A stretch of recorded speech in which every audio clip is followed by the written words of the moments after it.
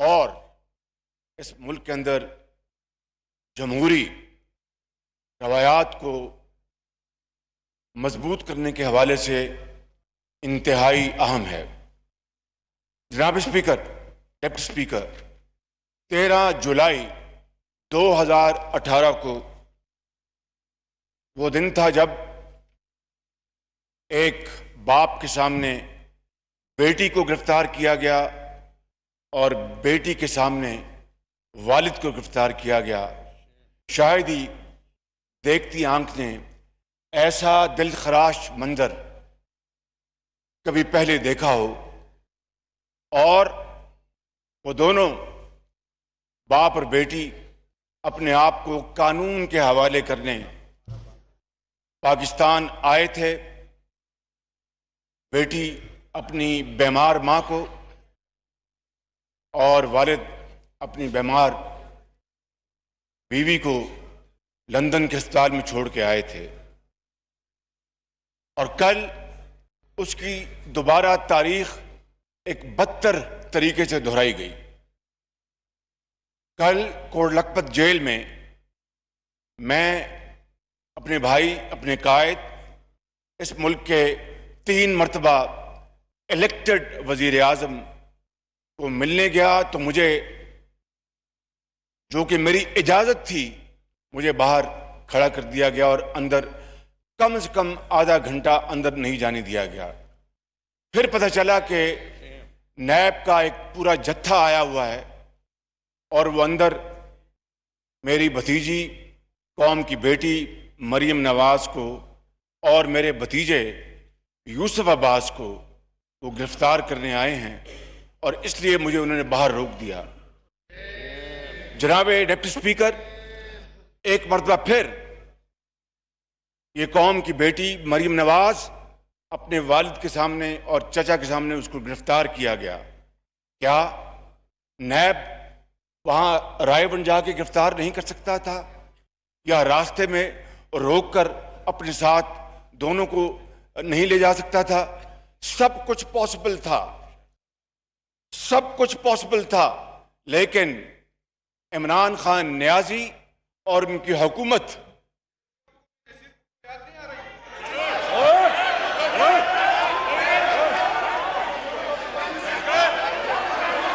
आपस में मेरी तमाम अरकान से गुजारिश है कि अपनी अपनी निशिस्त पे बैठें और नारेबाजी ना करें। आपस में नारेबाजी ना करें, आपस में नारेबाजी ना करें। मेरी तमाम अरकान से गुजारिश है कि आपस में नारेबाजी ना करें।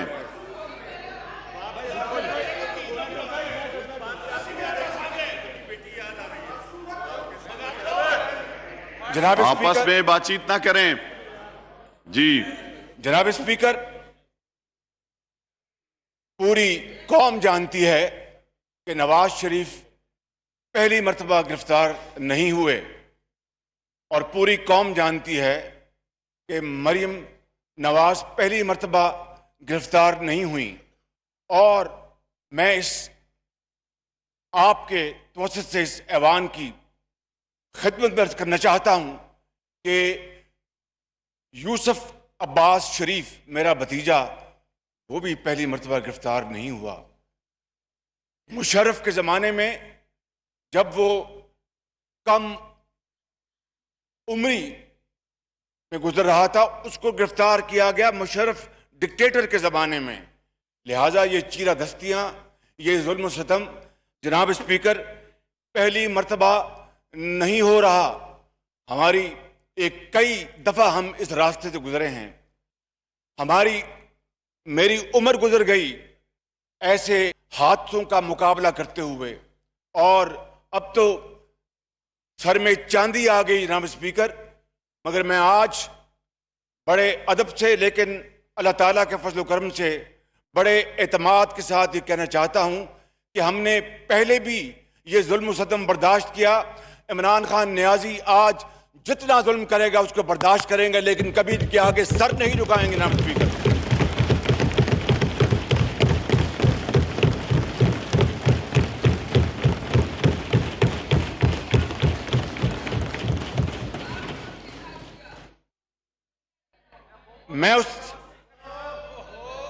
रब्बे जुल जलाल को गवाह बनाकर कहता हूं, जनाब स्पीकर, बड़े ही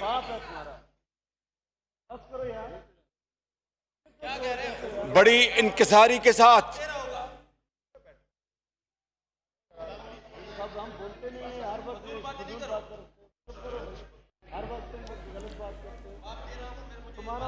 जी, आपस में बातचीत ना करें और अपनी निशस्त पे बैठ जाएं। अपनी निशस्त पे जाके बैठें। जी जी, मुझे आपको ये कहना है कि इमरान खान नियाजी की बड़ी भूल है।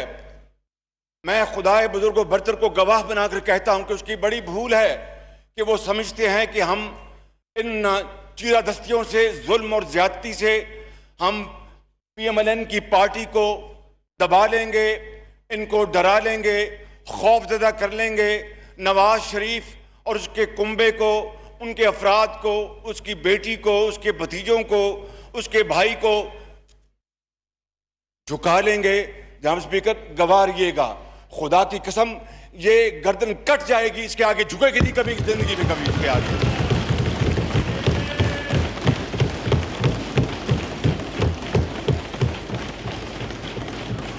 अभी चंद दिन पहले आप भी यहां तशरीफ फरमा थे, आप भी गवाह हैं कि जो मोदी सरकार ने कश्मीर में जो एक बदतरीन जो कदम उठाया है और कश्मीरियों का जीना दूभर कर दिया है, कश्मीर के ऊपर गाजबाना कब्जा कर लिया है, PTI या सिलेक्टेड वजीर आजम ने तो कोई एफर्ट नहीं की।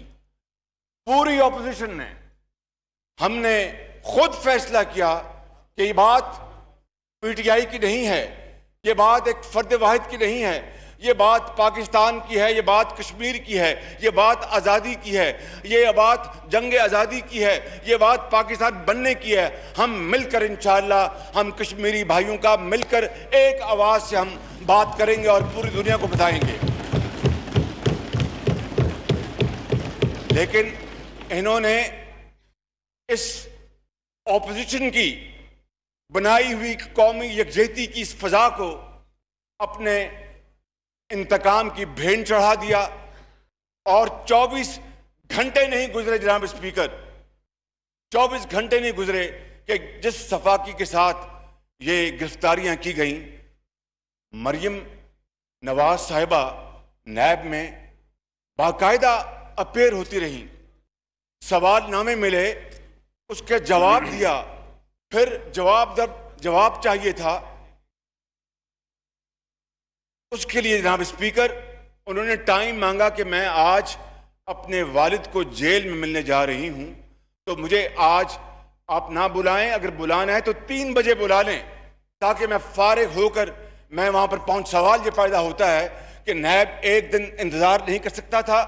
जनाब स्पीकर, मैं आपको बिल्कुल बिला खौफ तरदीद कहता हूं कि ये एक मरतबा फिर ये गिरफ्तारी, मेरे भतीजे की गिरफ्तारी, शाहिद खकान अब्बासी की गिरफ्तारी, ख्वाजा साद रफीक की गिरफ्तारी, ख्वाजा सलमान रफीक की गिरफ्तारी, मियां नौमान की गिरफ्तारी, राना सनाउल्लाह की गिरफ्तारी, हमजा शहबाज शरीफ की गिरफ्तारी, ये फिर साबित हो गया कि नैब और PTI आपस में इनका गठजोड़ है और ये ऑपोजिशन को दीवार से लगाना चाहते। हम इनको दीवार से लगा देंगे, बिल्कुल पीछे नहीं हटेंगे हम, बिल्कुल। इनका क्या कसूर है? नवाज शरीफ का क्या कसूर है? ये कसूर है कि उन्होंने पाकिस्तान को अंधेरों से निकाला। नवाज शरीफ का क्या कसूर है? जनाब स्पीकर, ये कसूर है कि CPEC लाकर पाकिस्तान की तरक्की और खुशहाली के लिए एक बहुत बड़ा तारीखी कदम उठाया। ये कसूर है कि उन्होंने क्लिंटन की $5 अरब की उस तरगीब को ठुकराया और कहा कि नहीं मिस्टर क्लिंटन, मिस्टर प्रेसिडेंट, मैं $5 अरब मुझे नहीं चाहिए, मुझे अपने वतन का वकार चाहिए, इज्जत चाहिए। और आज हिंदुस्तान इसलिए आज पाकिस्तान के ऊपर मैली आंख से नहीं देख सकता। ये जनाब स्पीकर, ये है वो हमारी गलतियां, हमारी कसूर।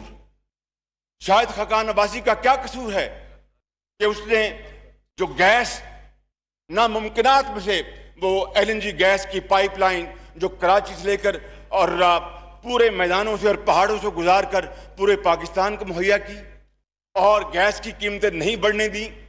नवाज शरीफ का यह कसूर है कि उसने इस मुल्क के अंदर लोगों को रोजगार दिलवाया और क्लाशनकोफ और ये मंशियात के बदले में लोगों को लैपटॉप दिए, इस मुल्क में लाखों रोजगार दिए।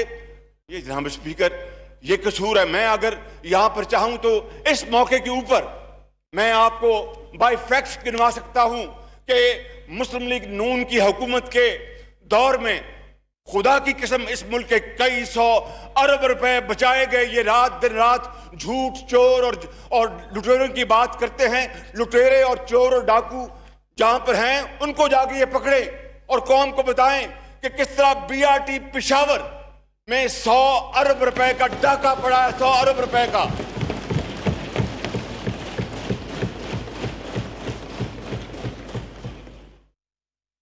और बीआरटी पेशावर के ऊपर ये डिप्टी स्पीकर साहब, आपकी स्टेटमेंट नहीं है, मेरी स्टेटमेंट नहीं है, इस ऐवान की स्टेटमेंट नहीं है, बल्कि एशियन डेवलपमेंट बैंक की रिपोर्ट है कि वहां पर अरबों रुपए की वहां पर करप्शन हुई है और इंफीरियर मटेरियल इस्तेमाल किया गया। और ऑडिटर जनरल पाकिस्तान की रिपोर्ट है जो गवर्नर केपीके को मिल चुकी, लेकिन उसके ऊपर कोई हिलजुल इसलिए नहीं है कि जनाब ये पीटीआई और नैब का गठजोड़ है। वहां पर सबूत रंगे हाथों सबूत के साथ पकड़े गए, कोई पूछने वाला नहीं। जनाब स्पीकर, मैं यहां पर ये तकरीर इसलिए नहीं कर रहा कि मेरी भतीजी कौम की बेटी मरीम नवाज और मेरा भतीजा गिरफ्तार हुआ है। मैं इसलिए यहां पर खड़ा हूं कि अगर यही वतीरा रहा, ये सिर्फ तवज्जो हटाने के लिए है इनकी कश्मीर में जो इनकी फेल्ड पॉलिसी है, ये तवज्जो हटाने के लिए है।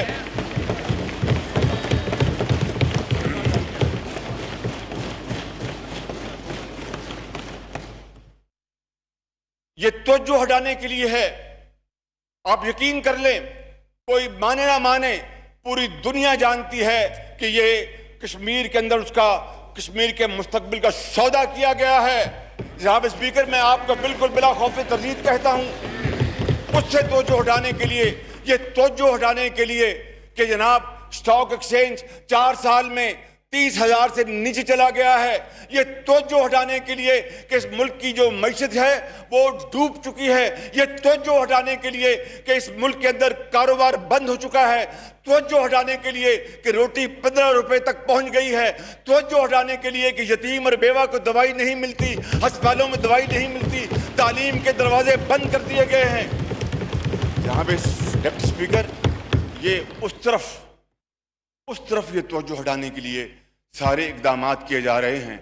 वगरना अगर एहतसाब शफाफ होना होता तो फिर जितने हमारे लोग गिरफ्तार किए गए हैं या पीपल्स पार्टी के किए गए हैं, जनाब स्पीकर, मैं किसी और पार्टी का नाम नहीं लेता, लेकिन जो जिन्होंने करप्शन की है और सर से लेके पांव तक जो करप्शन में डूबे हुए हैं, उनको जनाब बादशाह बनाकर पूरे मुल्क में, पूरी दुनिया में फिरते हैं, सलूट दिए जाते हैं और उनको कोई पूछने वाला नहीं। जनाब स्पीकर, ये है वो चुपता हुआ सवाल कि आज पूरी कौम ये पूछने पर मजबूर है कि क्या वजह है कि सारे का सारा करप्शन का इल्जाम और नजला मुस्लिम लीग नून के ऊपर, पीपल्स पार्टी के ऊपर और बाकी सब दूध के धुले हुए हैं।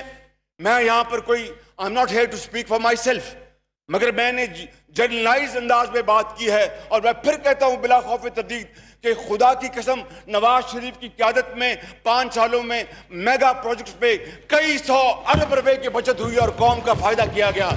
उसका आज ये हमारा कसूर बन गया, हमारा ये कसूर बन गया कि हमने पावर प्रोजेक्ट्स में 120 अरब रुपए नेट बचत क्यों की। हमारा ये कसूर बन गया। जुमे का दिन है और कार्रवाई भी मैंने पूरी कर दी है, तो आप अपनी अगर बात मुख्तसर करें तो बात को मुख्तसर करें आप। आज जुमे का दिन है, नमाज का दिन है और आज पूरी कार्रवाई करनी है मैंने। ईवान को चलाना है कार्रवाई के मुताबिक। जनाब स्पीकर, मुझे चंद मिनट बात करने दीजिएगा, बड़ा जरूरी है। अगर आप इजाजत देंगे तो फिर अपना ये बात फिर आप मैं बाहर मुख्तसर करें, मेरी आपसे गुजारिश है। मेरी आपसे गुजारिश ये है कि ये जो कल जो वाकया हुआ, मैं आपकी खिदमत में ये अर्ज करना चाहता हूं कि ये वो कौन कम ज़र्फ था कि जिसने अपने बाप के सामने गिरफ्तारी पर मजबूर किया बेटी को, भतीजे को, चचा के ताया के सामने। नारेबाजी बिल्कुल नहीं करें, आराम से बैठें, आराम से नारेबाजी ना करें। जनाब स्पीकर, मैं माफी ये चाहता क्या हूं। कर रहे हैं? नारेबाजी नहीं करें, बिल्कुल आराम से बैठें, अपनी अपनी निशस्त पे जाके बैठें। आप दूसरों की निशस्त पे बैठे हुए हैं और ऊपर से नारेबाजी भी कर रहे हैं। अपनी निशस्त पे जाएं सारे, सबसे पहले सब अपनी अपनी निशस्त पे जाएं। अयाज सादिक साहब, आपकी जो निशस्त आपको अलाट हुई है उस पे जाएं। सबसे मेरी गुजारिश है कि सारे अपनी अपनी निशस्त पे जाएं। यहाँ पे भी जो आगे बैठे हुए हैं सब अपनी अपनी निशस्त पे जाके बैठे, सब, चाहे वो अपोजिशन बेंचों पे हैं चाहे हुकूमत की बेंचों पे हैं, अपनी अपनी निशस्त पे जाके बैठे। अपनी निशस्त आपको अलाट हुई है, आप उस पे जाके बैठे। अपनी निशस्त आपको अलाट हुई है, उसी पे जाके बैठे। आप अपनी निशस्त पे जाके बैठे हैं।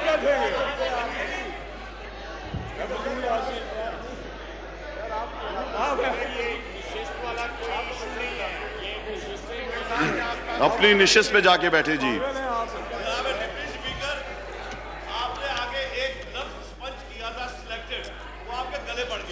मेरे गले कुछ नहीं पड़ा। ये जो है, ये यहां पर इस ईवान का जो वजीर आजम है वो मुंतखब है और मुंतखब वजीर आजम है।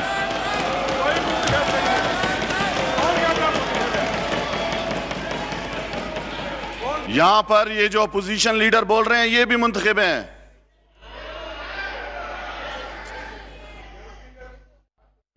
जी, मैं आपसे गुजारिश कर रहा था कि बीआरटी की मैंने बात कर ली पेशावर की, और पेशावर के लोग हाथ उठा उठा के बद्दुआएं दे रहे हैं। बारिशों में जो उनका हशर हुआ है, हशर नशर हो गया पेशावर में, और वो बद्दुआएं दे रहे हैं। लेकिन नैब की किसी खिड़की से बीआरटी की करप्शन की बू नहीं गुजरी। अगर गुजरी होती तो शायद नैब को एक्शन लेता। अगर गुजरी है तो वो जनाब मिली भगत से, जनाब स्पीकर, वो कोई एक्शन लेने को तैयार नहीं। आप देखें केपीके का अकाउंटेबिलिटी डिपार्टमेंट, 70 अरब रुपए खर्च हुए, 70 अरब रुपए। जनाब स्पीकर, किसी ने कुछ नहीं पूछा और उन्होंने बंद कर दिया उस डिपार्टमेंट को। एनर्जी डिपार्टमेंट में केपीके के जो जाली भर्तियां हुई, कोई पूछने वाला नहीं। बिलियन ट्रीज के ऊपर कोई पूछने वाला नहीं। जनाब स्पीकर, ये है वो फर्क, स्टार्क कंपैरिजन, जो कि इस एहतसाब को सरासर इंतकाम का नाम देता है। इसमें इंतकाम की बू आती है और ये जितना मर्जी इंतकाम ले लें, जितना मर्जी इंतकाम ले लें, जब तक जिस्म में आखिरी खून का कतरा है, खुदा की कसम ये सारे जाले मुस्लिम लीग वाले खड़े होंगे, इनका मुकाबला करेंगे इनका।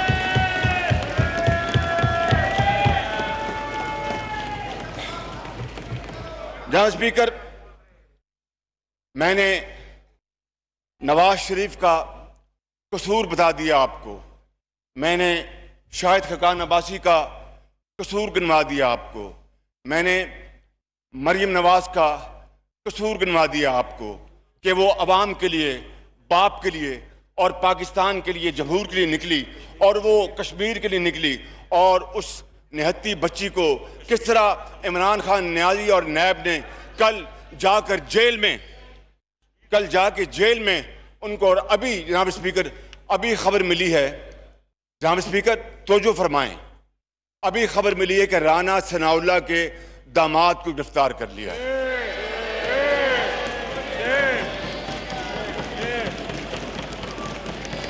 जनाब स्पीकर, जनाब स्पीकर,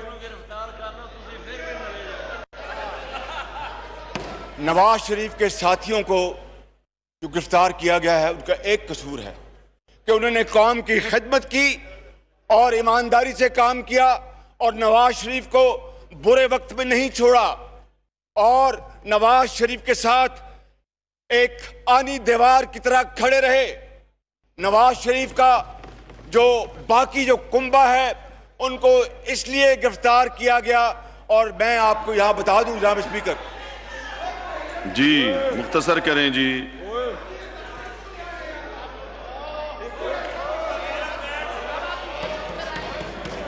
जी जनाब स्पीकर, काश इन्होंने जो नवाज शरीफ ने जहां पर मुल्की तरक्की के आदाफ को लेकर छोड़ा था, चाहे वो जीडीपी जो 6% को छू रही थी, अगर इन्होंने उसमें इजाफा किया होता तो आज हम इनको मुबारकबाद देते। अगर महंगाई में इन्होंने कमी की होती तो कौम इसकी तहसीन करती।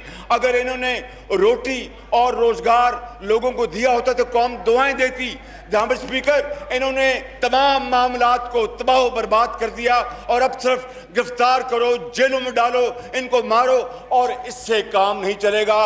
अगर ये समझते हैं कि इससे मुल्क आगे बढ़ जाएगा, जनाब स्पीकर, इनकी बहुत बड़ी भूल है। पाकिस्तान की माशी कश्ती इस वक्त भंवर में है और भंवर में निकालने के लिए कौम की यूनिटी, कौम का इत्तेहाद चाहिए। ये कौम के इत्तेहाद को पारा कर रहे हैं और ये समझते हैं कि इसके जरिए हम इनकी गुलामी कर लेंगे। खुदा की कसम, गुलामी की जंजीरें तुमने माजी में भी तोड़ी हैं, आज भी तोड़ेंगे और कल भी तोड़ेंगे।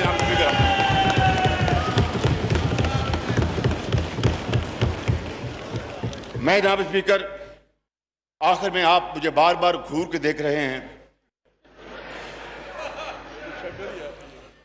मैं आखिर में आपको ये कहना चाहता हूं कि हम पाकिस्तान की तरफ उठने वाले वो तमाम हाथ, चाहे वो मोदी हो या कोई और हो, पूरी कौम उन हाथों को तोड़ डालेगी। पाकिस्तानी कौम, जनाब स्पीकर, कश्मीर से लेकर मुआशी तरक्की तक और जौहरी प्रोग्राम को अपने खून से उसका दफा करेगी।